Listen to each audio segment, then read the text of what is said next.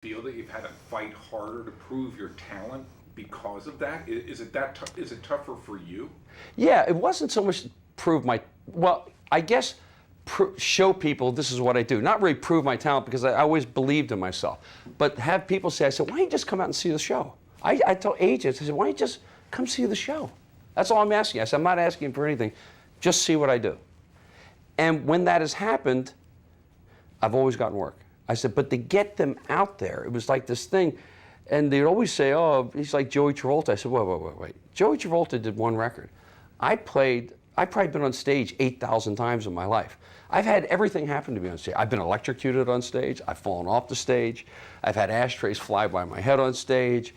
I've had 5 girls show up at the same time that I'm going out with at the stage. That's an art form right there. That's another show.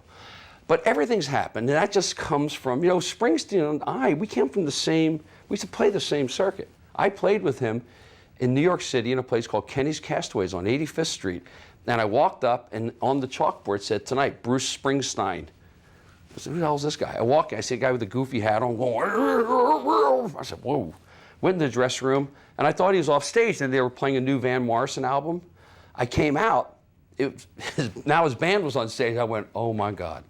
And I got to go on next, just by myself. And this is right before the Greetings from Asbury Park album. I'm there, boy, do I have a set of Cajones? Because I had to go on there by myself with acoustic guitar after this incredible show. Like it sounds just like he does now. I mean, he was magical.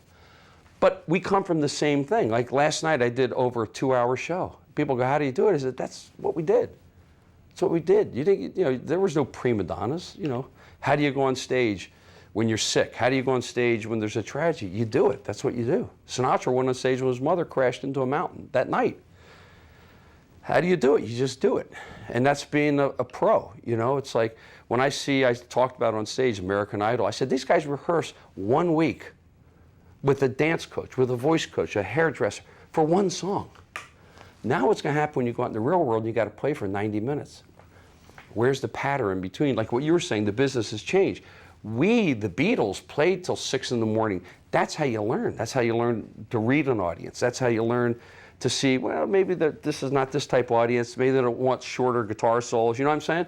And you just read it. And that's kind of like what happened. So I had to reinvent myself all the time, David. I mean, it's weird.